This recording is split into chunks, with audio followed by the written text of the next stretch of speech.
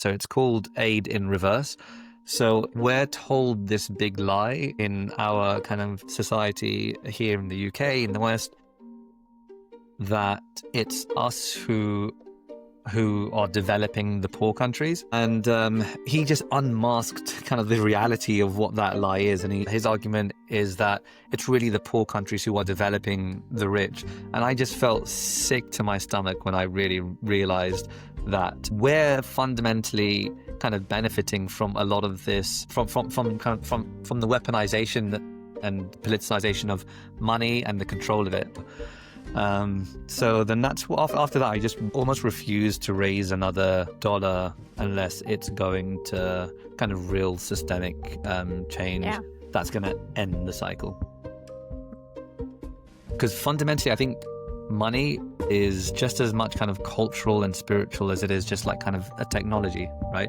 And so it's encoded within money are the values of a civilization. So when a country debases its money, they are really debasing their own values. They're saying that we care about today more than tomorrow. We don't care about truth. Fake news is fine. And we don't care about theft because like that's essentially what fiat is. And so you see a lot of the values encoded in that money.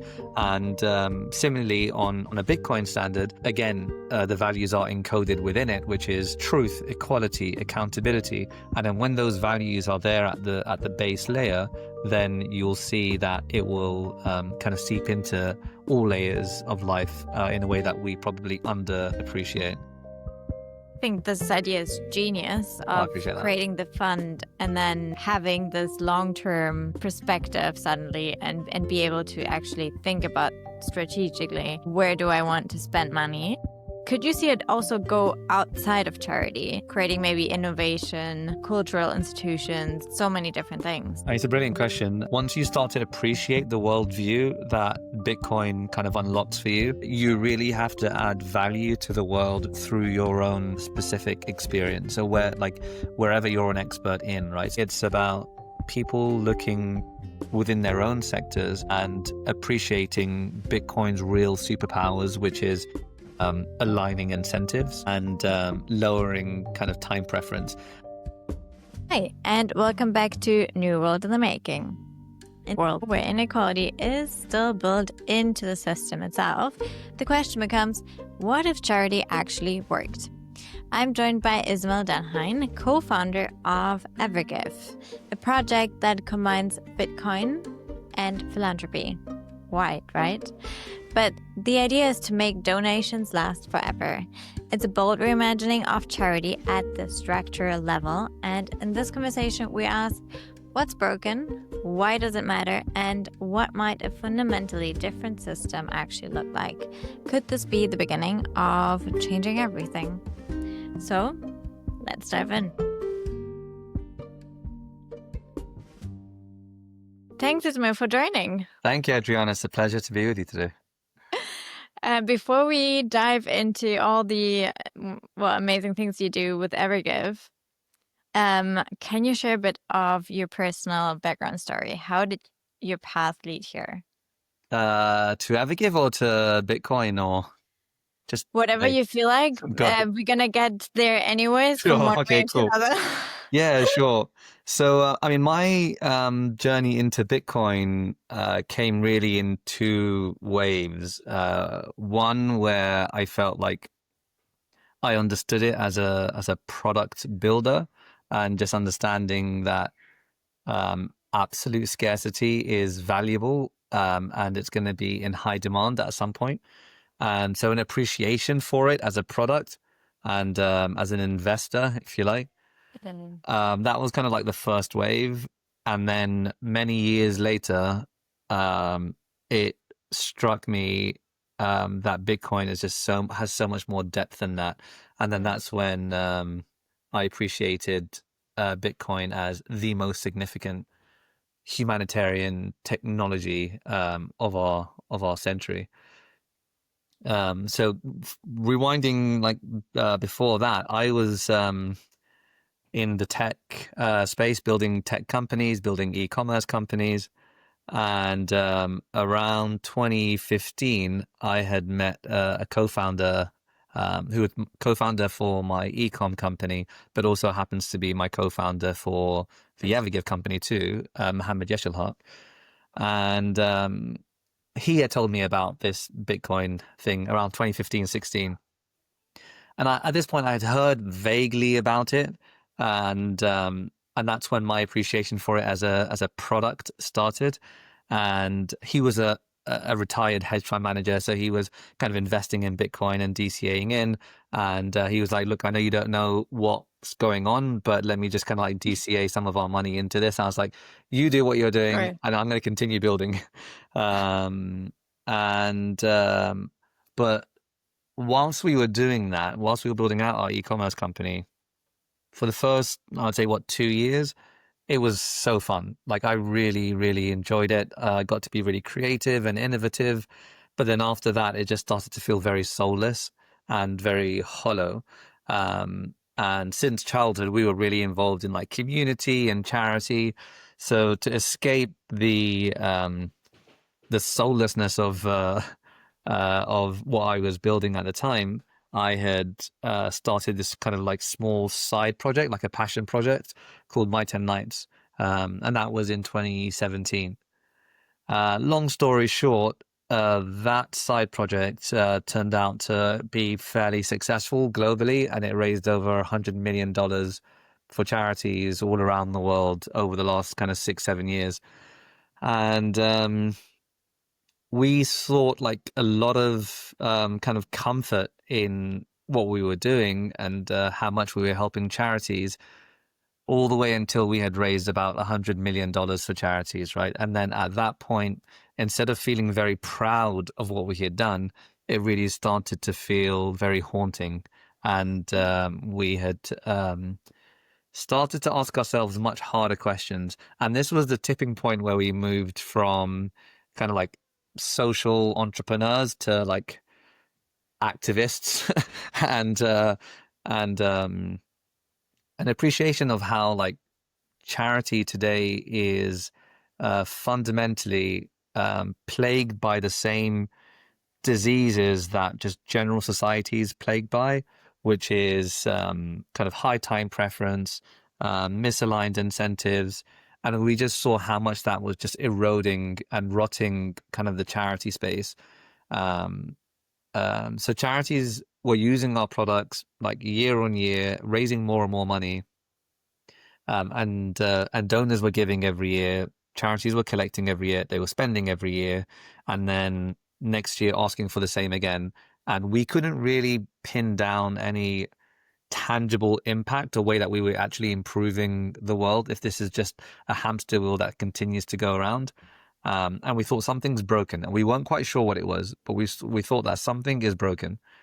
And that's when we started to think about.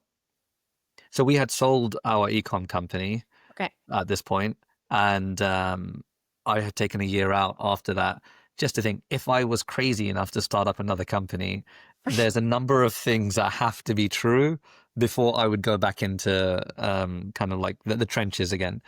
And we thought to ourselves, look, well, what we're doing at kind of this charity tech thing, we're pretty good at it. We've got hundreds of thousands of users around the world, and like we've raised over 100 million. We're clearly good at this, but we kind of lost our conviction in it. What's actually broken? What have we learned about the donor psyche? What have we learned about kind of sustainability and kind of permanence?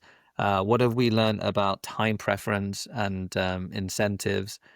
And that's when we really deepened our understanding of Bitcoin and understood it for like the social mission encoded in Bitcoin rather than just this number go up technology. So then we went down a you can feel free to cut me short if I'm just rambling, by the way. No. It's super interesting. And I have already so many questions, which Okay, cool. we'll get into it in a minute. Cool. But please Right, continue. and so then that led us down like a deep kind of Bitcoin rabbit hole to understand. Right, the next $100 million that we raise for charities, we're going to make sure that it counts. We're not going to raise another 100 million and it just go into this black hole again.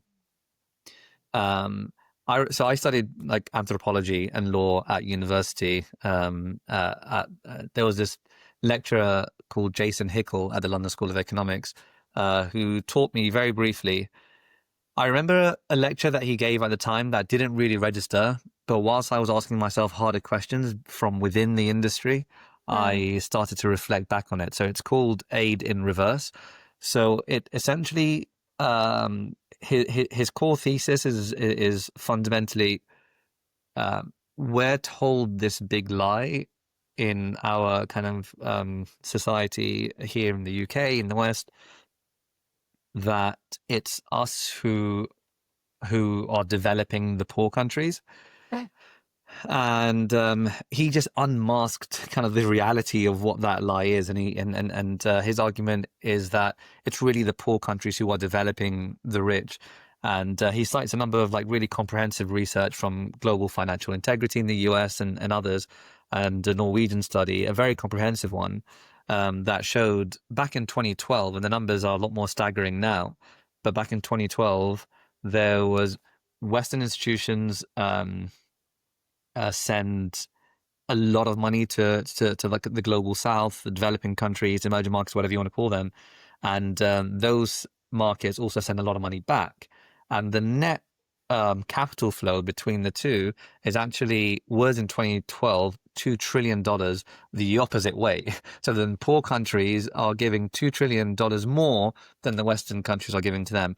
And more recent figures put it at $5 trillion. And I just felt sick to my stomach when I really realized that we're fundamentally kind of benefiting from a lot of this, from the weaponization and politicization of money and the control of it, and it was a very kind of unsettling feeling, and that triggered kind of activist level 1, and then I found, but Jason Hickel, as much as I sympathize with a lot of his work, I didn't feel that he had any real practical solution. And I feel, and I think it's true for the general kind of social impact space, a lot of it can be virtue signaling, not Jason, but a lot of it can be. And that's what I was trying to look for, an effective tool that I could use to counteract kind of the forces that I was seeing was causing a lot of the issues. And quick question, sorry, what kind of solutions did you see in that space, like that were not really convincing to you? I mean, it was more of the same of what we were doing. Like, would you like to build a well in such and such country? Would you like to build a school in such and such country? Would you like to sponsor this university? And I realized that a lot of the solutions were dealing with like kind of second order or symptomatic stuff rather than dealing with the root cause of things. I mean, I just posted recently about our universities in the UK who are just scrambling against inflation and just letting record numbers of students into their universities and going to be overcrowding the facilities. And that's not because they've got this vision to kind of like grow their academic kind of prospects, but because they just can't keep up with inflation. So if we were to give more money to these universities, it's only going to worsen and exacerbate the problems and the crisis that they're in. So I couldn't really find anything that was dealing with like the structural issues. And then that's when Mohammed Yeshelhaq, my co-founder, sent me a talk by Alex Gladstein, who I'm sure you're familiar with. And then that was a real moment of awakening for me, where I felt like, holy shit, like this is powerful. So I started to feel like my hope was dying. Honestly, my hope in kind of being able to affect change was starting to really wear thin. And then when I started to go into kind of this tool of Bitcoin that I was already familiar with, but now through a completely different lens of appreciating how much of a freedom technology it is, I started to look at it with just so much more kind of passion and conviction. And I went down the Alex rabbit hole. I read all of his books, like Check Your Financial Privilege, Hidden Repression, his podcast, his articles from Bitcoin Magazine. I went all the way back, and yeah, I came to a conclusion that if I'm not addressing the structural issues of like kind of society at the base layer of economic and financial freedom and sovereignty, economic sovereignty and sovereignty of identity, which is I think is a conversation that I think Bitcoiners don't talk enough about, but economic sovereignty, then we are just we're not taking this seriously enough. And there's loads of different examples that Alex cites all the time, from kind of Ghana, Zaire, the IMF, and the World Bank. And I just kind of uncovered for myself like just how much of like kind of parasites these organizations are on the majority of the world, and the structural adjustment programs that they force other countries to go through for our benefit in the West. And I felt more and more sick the more I went into it. And then that's what really pushed me to create something that I think could be at least part of the solution. And that's how we arrived at EverGive. Quick question there, because, well, I found it fascinating, the whole journey to get here.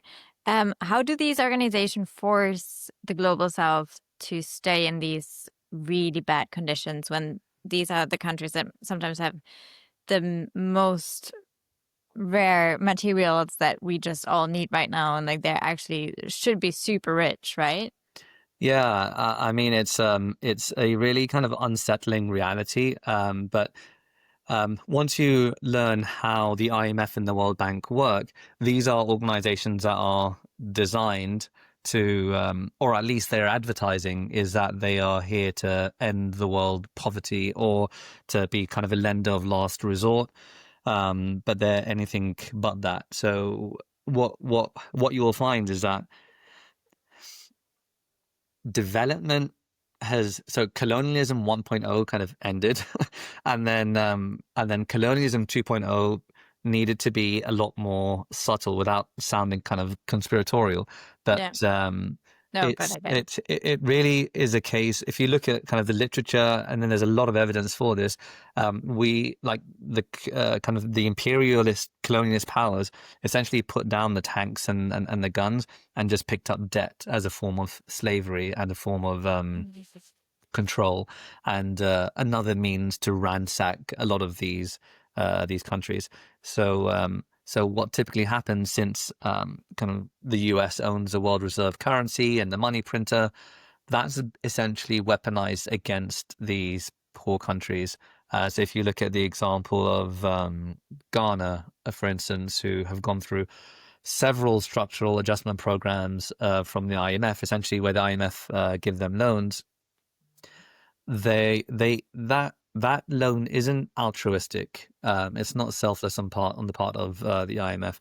That comes with conditions and terms that aren't designed to help Ghana. They're designed to help the lenders, right? And it's typically with incredibly high interest rates. And it comes with conditions that the lenders would never accept in their own countries, like Ghana wouldn't be able to enforce like a minimum wage to help people. Sorry about the emoji. So Ghana wouldn't be able to enforce a kind of a minimum wage. They'd not be able to invest in their public healthcare and other public services. And for instance, in 2019, the Ghana had to pay over $4 billion in interest to the IMF, and was only able to invest 1 billion in its own health services. So you can just see the vicious cycle that creates, because health goes down, the economic productivity of the country goes down, and they're not able to pay back the debt. Their currency is being debased, so relative to the US dollar, they're paying more and more. So they're paying this loan many times over, but they just can't keep up with the interest, and it just pushes them further and further into absolute kind kind of poverty and control. And there's like tens of examples around the world. Inflation goes through the roof. Zaire is another, like now the DRC is a shocking example of IMF intervention where in the 70s, one Zairean currency was worth $1, and then a few decades after IMF in intervention, one Zairean currency was worth 1 billionth of a dollar. Right. So this Oh wasn't my just an God. absolute, what if you ask me, a crime against humanity. Yeah. And so savings were wiped out. They weren't able to afford basic medical care for their people. And all of this is really to improve the deficit of countries kind of who are lending the money, typically in the West, and Yeah. to reduce the cost of exports and make our lives in the West a lot more comfortable. So I mean, it's a really kind of like disturbing reality just to know that a lot of the comforts that we have here and the low relative prices that we have here is because like some kid in Congo is just getting screwed over. So then that's what after that I just almost refuse to raise another like dollar unless it's going to kind of real systemic change Yeah. that's going to end the cycle. Right.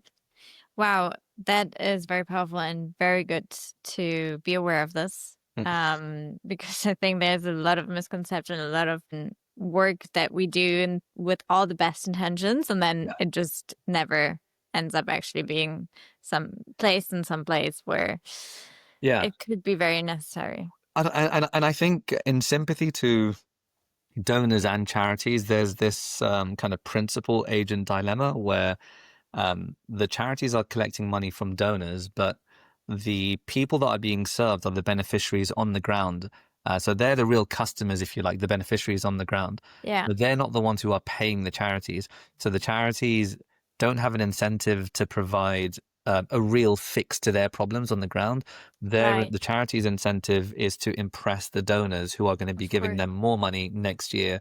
So Yeah. then charity then becomes more about marketing than impact, and it's a shame. And that's why the misaligned incentives really needs to be addressed. Otherwise, we're going to be stuck in this loop for a lot longer. Because I think I heard you say also in another interview that it's like about a third of all the donations go into marketing. Yeah, correct. So those are kind of like reasonably accurate figures where a third of a charity's income will be spent on kind of fundraising and marketing, etc., to raise those funds. And yeah, we have an opportunity to change that and have charities stop relying on donations and start relying on their own reserves and be more self-sufficient. Because what will happen when they are self-sufficient is that they don't have to impress kind of short-termist donors, and they can start thinking strategically about the long term and actually working to solve problems. And now they're not rewarded by how much money they can spend quickly, but they're Yeah. rewarded by how kind of prudently and strategically they can spend money. Yeah. But yeah, that's a whole other conversation. No, we're gonna go into that in a minute. I just wanted to ask you first, like you were already mentioning that you were already embedded in a community, already giving into charity. Because I think, why were you in a community that was so connected to charity and giving and Sure. So I came from like an immigrant community into the UK. So I arrived in the UK when I was 2 years old, okay. with my parents, obviously not alone. Glad.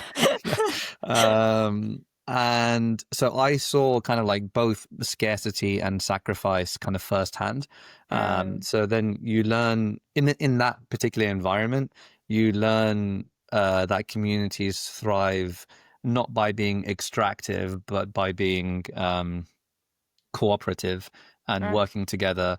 And then that gave us a sense of stability to start thinking bigger, and also kind of the structure to start like climbing out of the position that we were in through kind of like education, entrepreneurship, business, etc. And it was really kind of the sense of community and the reciprocity and collaboration between us that gave us that scarcity. So I had like deep sympathies for just kind of suffering very early on, and people who just needed help, not because they were less than anyway, but because um, the conditions that they found that they had just come into were um, were outside of their control, and ones that the rest of society has a collective duty to kind of support and uplift. And that's, I think, where a lot of like modern society are. I think people are starting to relearn the sense of community slowly, but I think kind of this drive to kind of individualistic thinking that's promoted by things like the fiat system, and where the consequences are not just your own, and they're kind of like pushed to other people, and you're not affected, and others are. So that sense of community really helped shape my sense of responsibility to other people very early on.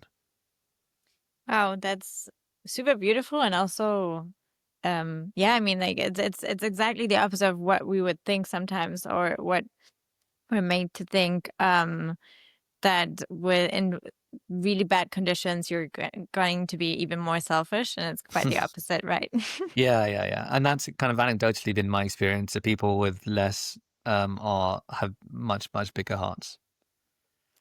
Beautiful. Okay, so maybe let's go into EverGive. Can you explain how does it work? What is it? So, EverGive fundamentally tries to solve for the problem of sustainability in charity. So you'll find that sustainability has made its way into almost all industries that you can think of, but not in charity. So after having generated over like $100 million around the world in charity, we realized that people's generosity, sadly, with all the good intentions by the donors, is very much built on sand. And so charities and donors find themselves just stuck in this short-term loop where, as I mentioned, donors are giving, charities are spending, and they're asking for it again, and everybody's fatigued. So what we try to solve for is like, what would happen if we built out a financial backbone, an engine for charities that meant that every donation that they received lasted forever. And it was a very kind of ambitious kind of vision to have, because the idea of forever isn't very easy to compute for people. It's just like forever almost feels like never sometimes. Yeah. I was about to ask you, like, what does it mean forever? Yeah. Yeah, exactly. So then we wanted to build out that kind of engine of generosity for donors and for charities. So we found that donors. So we only really launched it earlier this year. So we found, and very quickly we got between 20, I think almost 30,000 users now, very, very quickly without any marketing. And we found that donors were just really enticed by this idea of their impact that doesn't end with them and it outlives them. So how do you kind of like immortalize someone's impact, right? There's a whole kind of scientific fascination about like, how do we live forever? But at least we can make our impact live forever. And I feel like a lot of donors were really they found that really appealing. And for charities, it was just a much more kind of intuitive problem that we're solving, which is, look, you're spending 30% of your income every year on this marketing effort, and you are constantly fundraising and financially insecure and worried about the next year. And to be honest, our outreach was really helped by the recent kind of austerity and cuts to spending. You would have heard about US aid and how that was how much that affected charities and nonprofits. One of the charities that we work with, BBC, their charity wing, Media Action, told us that £9 million was wiped off the table immediately by US aid. And that was Wow. almost, I think, like 30-40% of their income. Wow. And now they're trying to diversify. And it was just really ironic for us because they were almost let down by kind of the establishment, US aid, and now they were open to exploring kind of Bitcoin as a way to diversify and eliminate their counterparty risk of another institution basically kicking them out of their support network, and a few others as well. Amnesty International as well was very alive to the I would say that they were very progressive and they are very clued on about Bitcoin, and they were very specific in their problem that they feel that fiat is not a good store of value, and they need to look for a better store of value to kind of bolster their financial resilience as an organization. So it was more kind of an economic and business logic with charities, and for donors it was much more a emotional and spiritual desire to want their impact to continue and not stop. Right. And so how does it work in practice? So donors are able to give a donation on our website, evergive.com, or they can find a widget in the checkout flow of the charity. So if you are donating to Red Cross, for instance, just like you'll have gift aid in the UK or any other kind of opt-in where would you like to add £5, etc. And donors would have an option to add a certain amount on top of their original donation, or perhaps deduct from their existing donation to contribute to that particular charity's forever fund, basically to make that charity sustainable. Or they can simply go to our website and look for the charity that they want and contribute to that particular charity's website. So donors can make monthly donations, or they can make one-off donations. A lot of our donors are monthly donors. And so that donation from fiat gets converted every month into Bitcoin and then added to the wallet of the relevant charity. And then the charities benefit from that in a number of ways.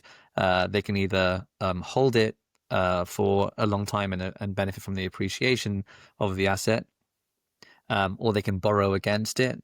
So then if they want to continue holding and not have to draw down, then that's very useful for them.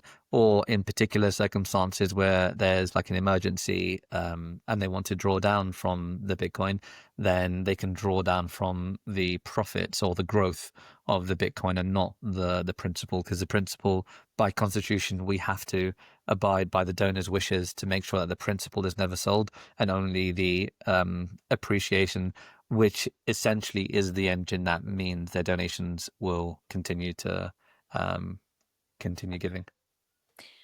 Okay, maybe for someone that's not so familiar with Bitcoin, can you explain why this is such a big deal with doing this with Bitcoin? Great question. And I've got this question so many times that I wrote an article this morning that I published this morning on why we chose Bitcoin and nothing else. So we didn't come to this problem as kind of Bitcoin purists or Bitcoin maxis. We just wanted to solve a real problem. Like, how do we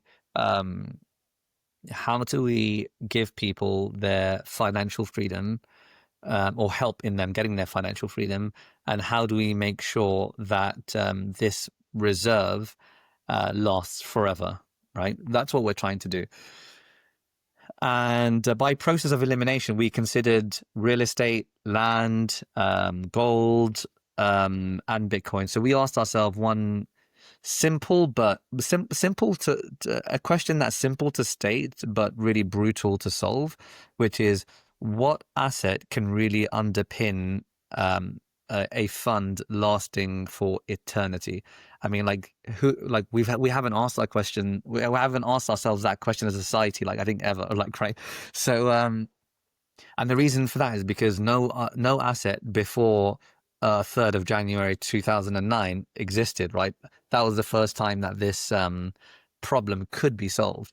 So we considered real estate as the asset that we'd use to build our forever fund on, and then we quickly realized that there's counterparty risk, confiscation risk, and we just didn't know, like, in 200 years' time, who is going to own London real estate or Manhattan, whichever kind of like like military power could. So then we couldn't confidently go out to our donors and say that this credibly will last forever, when we just don't know the socio-political environment in 200 years' time, because it's hard for people to appreciate what forever means, but we're really talking 200 years, 500 years, 1,000 years, right? Then we considered, so then real estate was eliminated for that reason. And then we considered gold, and gold was like our most serious starting point, because it's lasted for thousands of years. People have respected it as money and a store of value. And but then it quickly failed under scrutiny as well. And a simple reason that it failed is because at scale,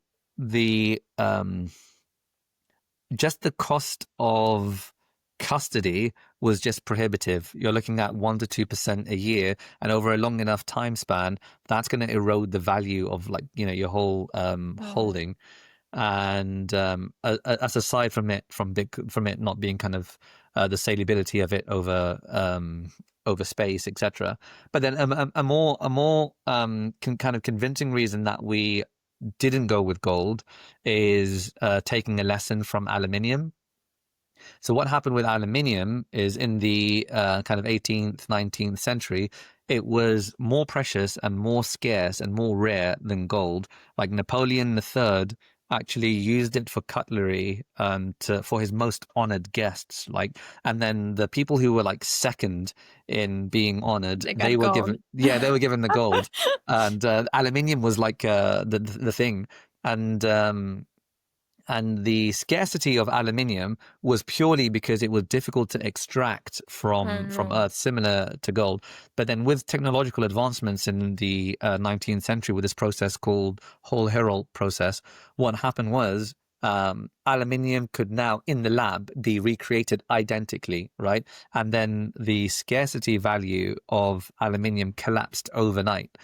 Wow. So then we thought to ourselves, right, if we're going to build a fund for the next 20 years, gold is probably safe. But if we're going to build a fund for the next 1,000 years, at the rate of artificial intelligence, gold is not safe, right?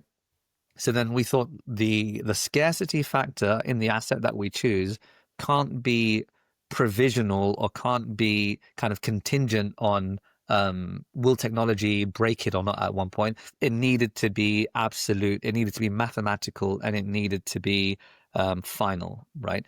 So then the only asset that's ever been created that satisfied the strict criteria that we had for a forever asset was Bitcoin. And I tell people, look, I promise you, I'm not picking Bitcoin because I think Bitcoin is cool. It was literally the only thing that would solve the problem that I wanted to solve. So that was it. And what about volatility? How do you do with going up and down? Yeah. I mean, the volatility, that for us, because it really helped that before we had embarked on EverGive, we were already in Bitcoin for some time, since like 2015, 16. So then we appreciated that volatility is just like this surface noise. Yeah. And we were a lot more interested in the fundamentals of it. How much does this really enable freedom? And how much does this really protect human liberties? And then, because it was, to be honest, at some points, it was blind faith. Like we were just hoping that this is our last shot. This has to work. Like, if this doesn't work, I don't know what we do. We can't just keep sending food packs to people around the world. We really need to give them something that is going to upgrade their whole monetary technology, and opt out of a system that just was not designed to help them, or was not designed to see them thrive and flourish. So a bit of blind faith, had a bit of like conviction in the fundamentals. Totally. I totally get you. Yeah. I mean, that got us through the volatility. nice. Really nice. And what's your long-term vision then? If it's a forever fund, like what's the vision? Yeah, I mean, for us, if EverGive works to its kind of like extreme kind of end logic, then we think that we could live in a world where donors, like we could be the last generation that ever needs to give a donation, right? And this generation of charities could be the last generation that ever needs to fundraise ever again.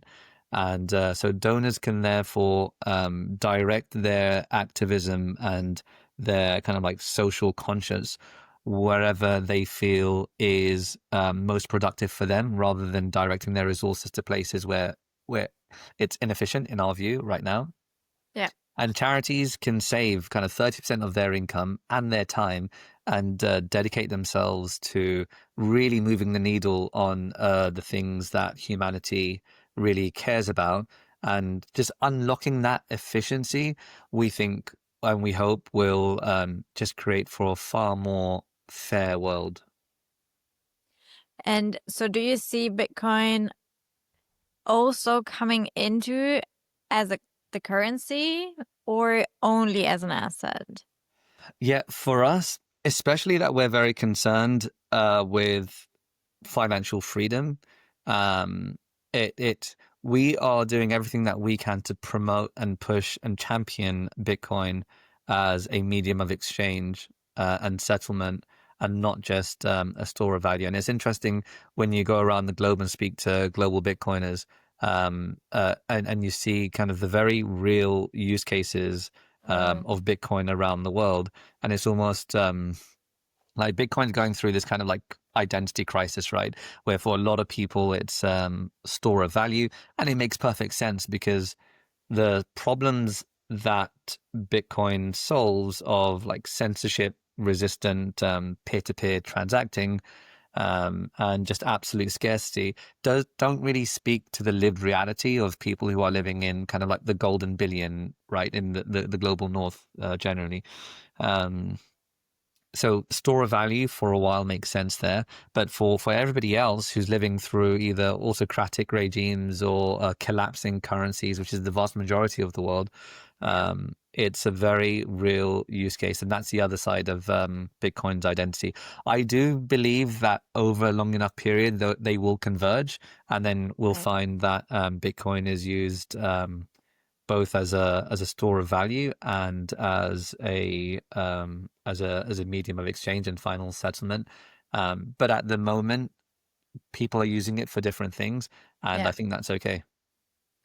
Yeah, totally. And do you see this, because I think this idea is genius I of appreciate that. creating the fund and then having this long-term um, perspective suddenly and be able to actually think about strategically, where do I want to spend money?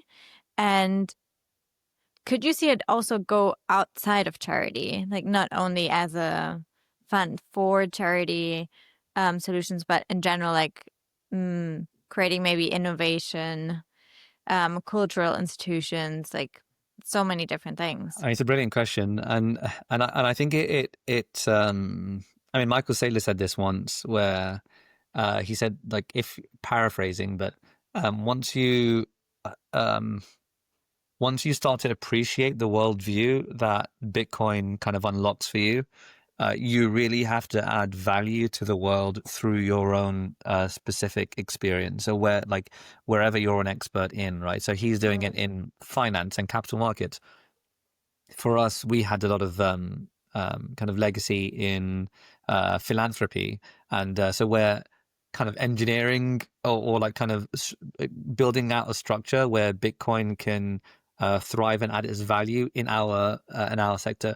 But Yeah. fundamentally, it's about people looking within their own sectors and appreciating Bitcoin's real superpowers, which is aligning incentives Yeah. and lowering kind of time preference. And I mean, we don't position it like this to charities because I think it could get quite technical very quickly, but that's fundamentally what does a low time preference and aligned incentive version of sector X look like, and then rebuild it from the ground up and rewrite the rules and the structures within that sector. So that can be applied everywhere, and it should be applied everywhere. Yeah. And if Bitcoin really is successful, we will move to a hopefully a low time preference society that values the future and is responsible to the future, and where the collective have an incentive to work to uplift each other rather than suppress each other. Yeah. No, 100%. No, and I see it as a really great transition also to make it easy into going into Bitcoin, because I think like the transition sometimes can be maybe hard. So having maybe the fund first to like be able to maybe lend against Bitcoin and like still be able to use fiat and Bitcoin, it's like kind of like, I agree. yeah, I get that. That's exactly it. Like we are like pragmatic people as well, and we built products before. So it's I mean, Jack Dorsey says this as well. He's a builder, he's a product guy, and it's one thing having this revolutionary kind of tool and instrument, but it's another thing having effective distribution for it. And how do you bring people into it in a very kind of user friendly and not very intimidating way?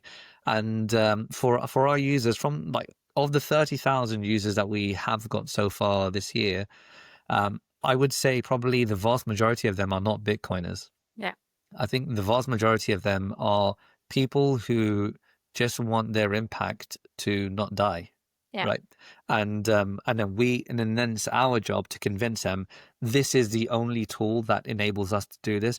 Any other tool, we risk undermining the mission and delivering a solution for you. And then so their entry point into Bitcoin is very wholesome from that perspective.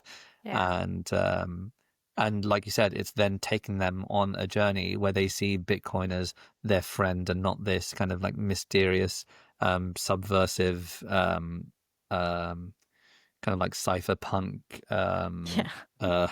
threat onto their Threat is, lives. yeah.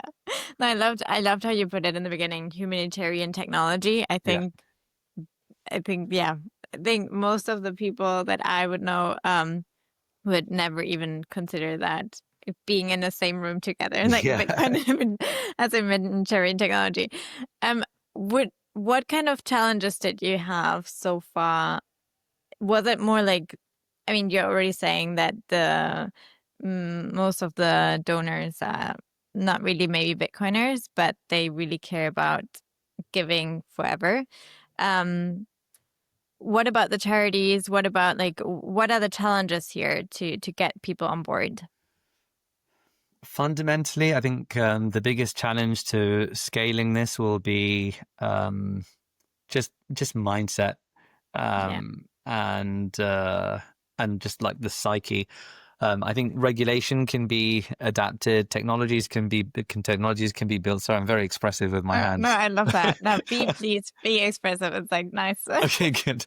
Yeah, and a lot of those things are like just variables, but fundamentally, what we're trying to I think the biggest challenge for us in scaling will be how do we convince people at mass and at scale, Mm, not just the donors and not just the charities, but then institutions, governments, corporations, etc., who are all part of this kind of philanthropy story. I yeah, mean, in the US alone, there's over $600 billion a year given in charity, right? That's not just from donors and whatnot. That's from like all walks of kind of economic life.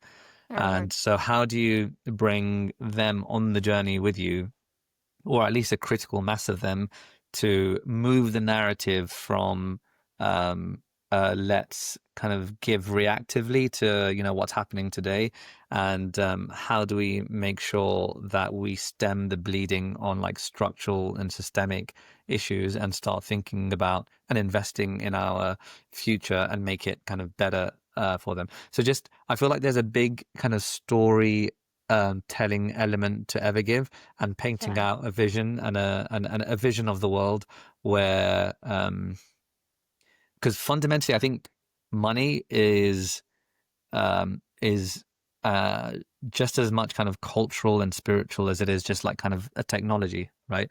Yeah. And so it's encoded within money is are the values of a civilization. So when a Mm. country debases its money, they are really debasing their own values. They're saying that we care about today more than tomorrow.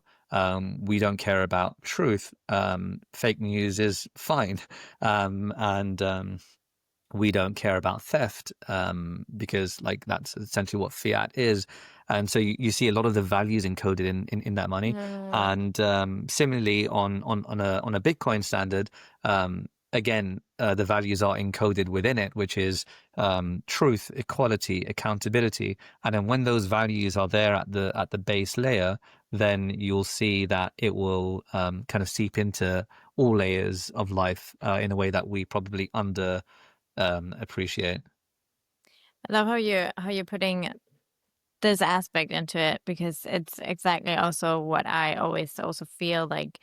Yeah, the values and the spirituality aspect is completely embedded in the systems that we have, and like Mm. money is the base layer of how we function, right? Yeah, no, absolutely. Yeah, it's I think it's such an important point that we don't speak about enough.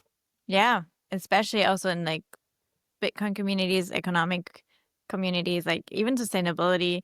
Yeah, spirituality is always like kind of put aside on like, well, this is not something that we are part of. Exactly it. I mean, I think people. I think what I'd like more of us to realize is that money isn't just like economic policy. It is a Mm. worldview. That you are expressing a worldview through your money. So if your money is extractive and oppressive, society will also be. And if your money is kind of generous, then society we will be an extension of that because it's so crucial to the identity of a society and a civilization.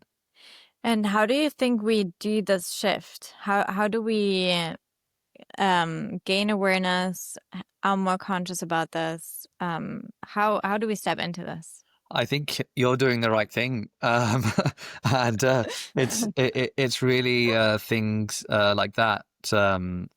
I've heard your story. I mean, you mentioned it to me before about Jeff Booth and his influence on you, and he's done that with, I'm sure, tens of thousands, if not like hundreds of thousands of others or millions. Yes. And similar with myself. These people who are really emerging as not only thought leaders, but really, in my view, just defenders of our human rights and liberties. And these people who are Mm. going out there and spreading kind of the story of a different world um, that we could live in is just what we need to continue doing. And I feel like the builders as well, the entrepreneurs, and people who are just building product. I think it's not only just about building with Bitcoin. I think it's building with the principles of Bitcoin. So how do you weave that into your business, to your interactions, Yeah. etc., as well as just educating people about it? I think is is key. And we just need to realize. I think there's this thing called like the Lindy effect, where it's this fiat system that has basically corroded a lot of our worldview. It's not that long ago in history, right?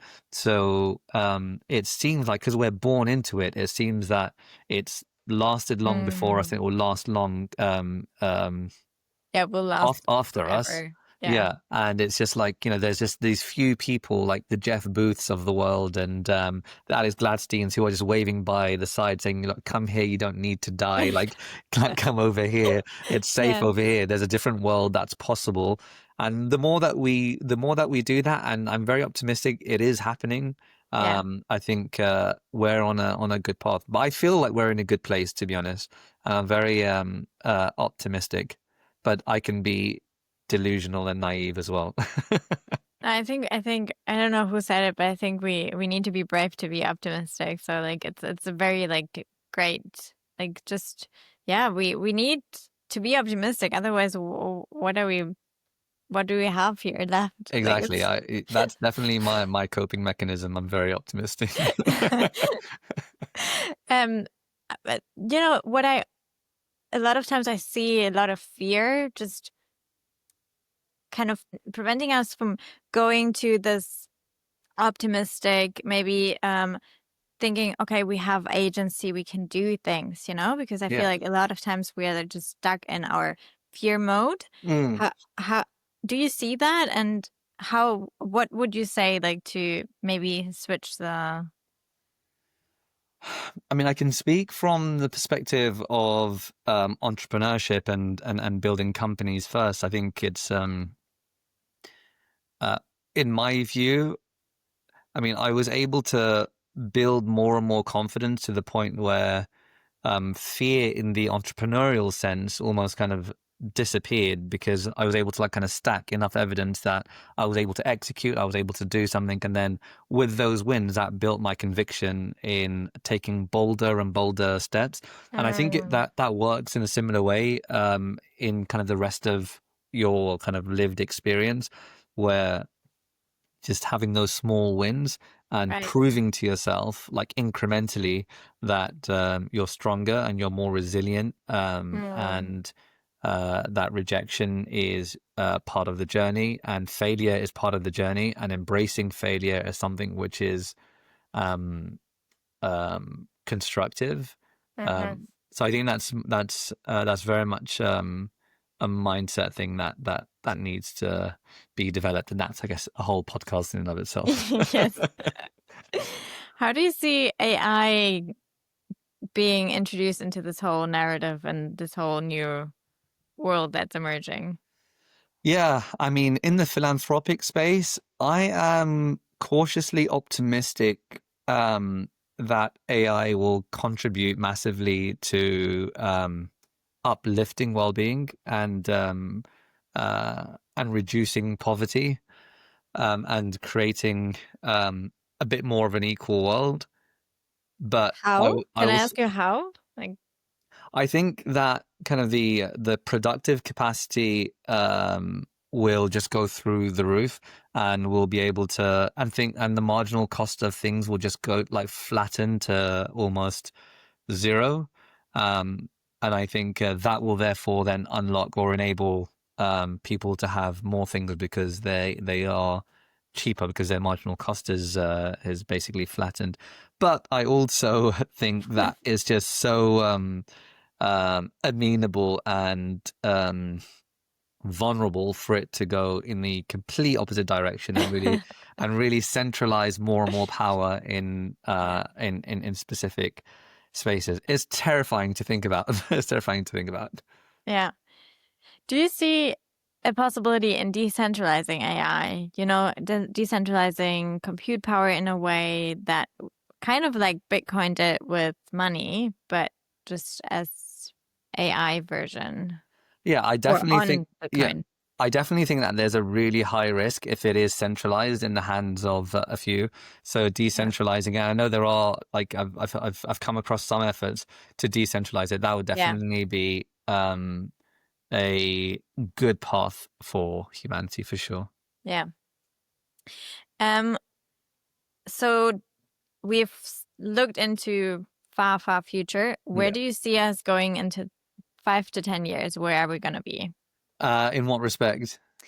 Um, EverGive donations and like charity in general, but also in general, like us in this world. Yeah.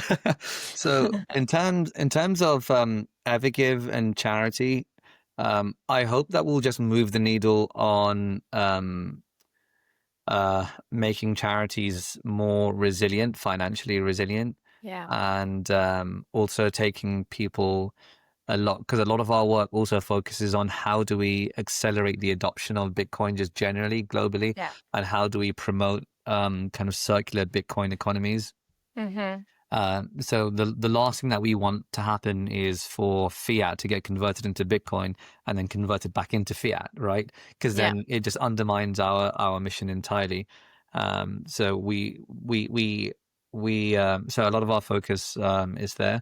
So Sorry, yeah, can I just ask you of course. here, how do you what kind of circular Bitcoin economies are you envisioning?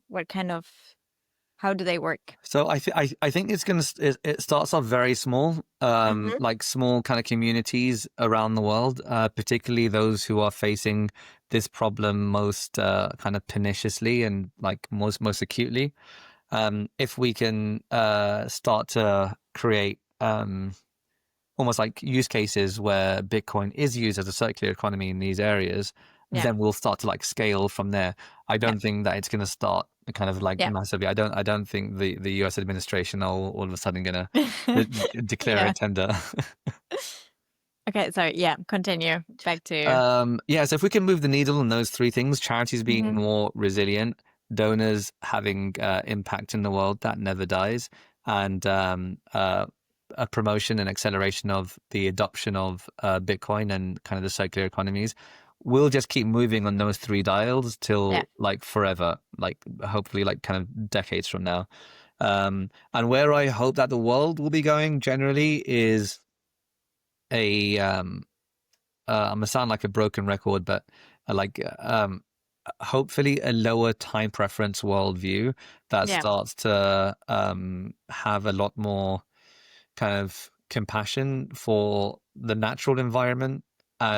and us as a people, and hopefully generosity and charity becomes less localized and more kind of globalized, Mm. whereas borders and nation states start to kind of merge, like blur in their, and people feel like more and more a citizen of the world. And you can see um, some of the sense of kind of responsibility and activism that's happening around the world for like various conflicts where people feel very invested in kind of like the solution and the resolution of those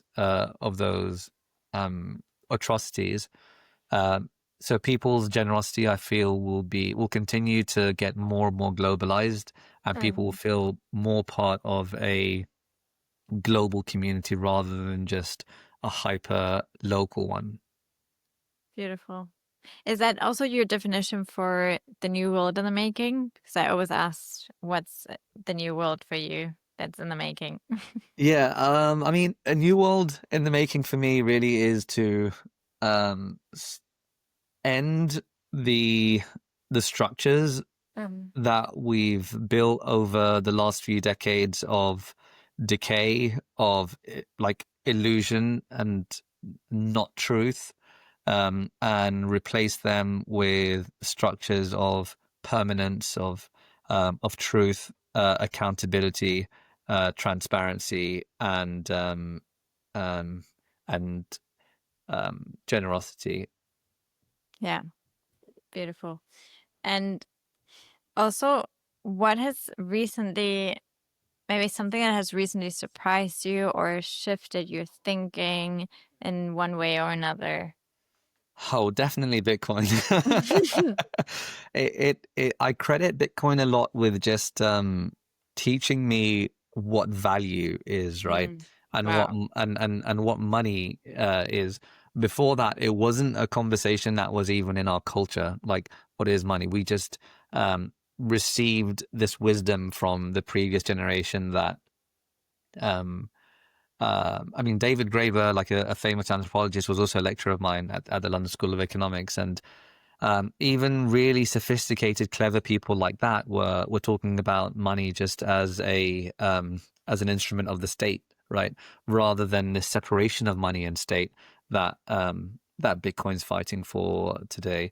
So a much deeper understanding of what money is and what value is, I credit to Bitcoin. Can I ask you what that is for you? What is That money? and value both for you? Yeah. Uh, so Bitcoin is, I guess there's the short answer, and then there's Yeah. kind Well, of I've got time. okay, cool.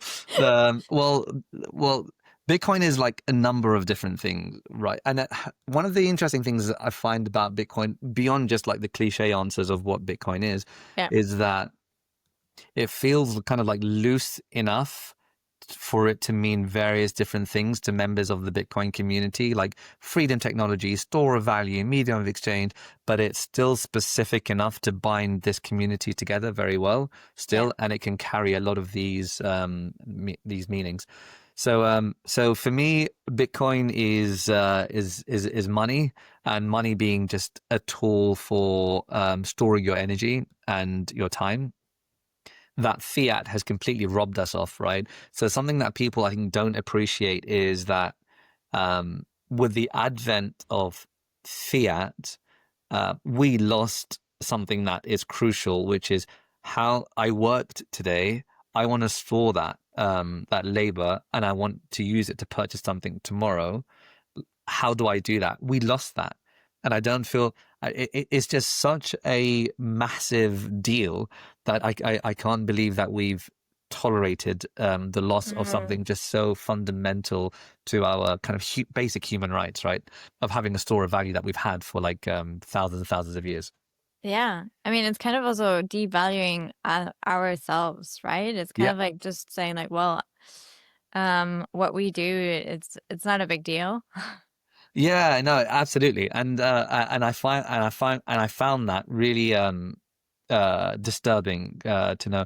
So Mm. just being able to store your money and store your like kind of like your time and energy away from inflation and just debasement and any other kind of assault on it. And another Bitcoin is also freedom. Obviously, Hmm. me approaching it from a very kind of humanitarian perspective. Yeah.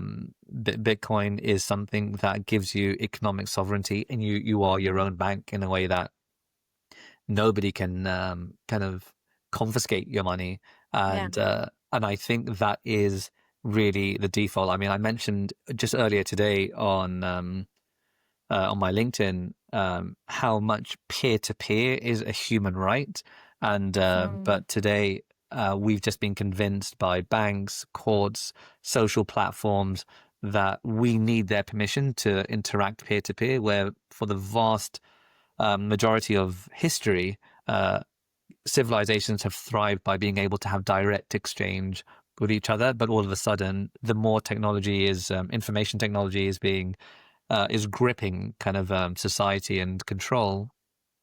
Um, these things are made direct exchange with someone, whether it's kind of like messaging or like economic transactions. It's almost a crime to do it outside of having a Yeah. middleman in between. So Bitcoin Hmm. being freedom from that perspective. And I think Bitcoin is morality as well. Like Bitcoin is a moral code, and Jack Mallers from Strike speaks about this very often, where before it's money, it's a value system, and we touched on this earlier. And So Bitcoin incentivizes the right type of behavior in terms of like truth, equality, time preference, like the lack of exploitation, etc. Yeah, sorry, go on, No, Andrea. no, no, no. Please finish, finish. No, no. Yeah, I'm done. I'm done. She went. She went. No, I've just everything that you're saying is just like it resonates so much, and I'm like, how is it possible that we barely know about those things, especially coming from humanitarian, sustainable um fields? You know, it's like how are we still in that old narrative? It's just it's mind blowing to me. I don't know. Yeah, no, honestly, if I could summarize Bitcoin just very crudely Hmm. um, from my own lived experience, I would summarize it to say that Bitcoin is self-defense, if I'm honest. Oh, wow, that's powerful. Yeah. I mean, the crazy thing also that we are in a position where we kind of need to have self-defense. I mean, that's also like mind-blowing. Yeah, yeah, exactly. It's not. What was your because I think you're a limited company, right? Yeah, correct. Why did you choose to be a limited company, not an NGO? Because I think there was also kind of like an incentive aligned for you guys, right? Yeah. So we are essentially not a there's two. components here. There's us as a limited company, and then there is what we call the donor advised fund, which is a registered charity. So the donor advised fund, what we call a DAF, that's the entity where all of the Bitcoin is held. So we don't hold any of the company, any of the Bitcoins. Yeah. So we are not a charity because we don't do charity work. We are building infrastructure, right? So we are building infrastructure for charities to create permanence, right? So what does a sustainable charity sector look like? And what does a charity sector built on resilience and permanence look like? We're building up that scaffolding technologically. And we also realize that for us to build this and for it to scale at the kind of ambitious levels that we want it to scale, we realize that this can't be a charity. We need it because we are very likely to need investors and have scale across the world very, very quickly. And for me, it wasn't so much a choice of, do we become a charity or do we become a for-profit for the sake of what does that do to our brand? It was more a case of, what are we trying to achieve? And then have these separate entities where it makes most sense doing it through a charitable vehicle. This is the entity. And where it makes sense doing it in a kind of free market, regular private entity, do it through that, and then have the best of both worlds. And where the charitable entity, really the purpose of that is to provide the public with transparency or accountability, etc. So then they can see in real time what's happening with the Bitcoin. They can see it on the ledger anyway, but it gives them that level of kind of reassurance. And on the private company, it gives a lot of the stakeholders in there the incentive to also create that solution as fast as possible. So that's how we came at it. And I love how you also are very transparent on your website and explain everything. So it's very, very helpful and very nice to read through. And that's the best thing I think about building out a Bitcoin company, is that you tend to build consistent to Bitcoin's principles. There's no point building out a Bitcoin company if you're not if you have no transparency, right? Then it's just inconsistent. How much do you actually believe in kind of the doctrine that or the worldview that you're pushing out there? So very good point. Already almost finishing. Do you have something that you would like to add? Something that we haven't covered?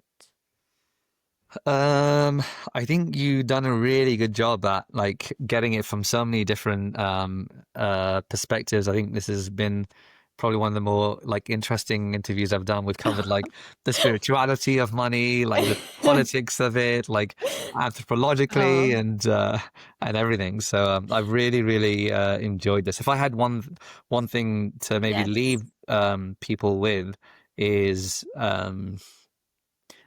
the impact that they have on the world. Would they like it to end with them, or would they like it to outlive them?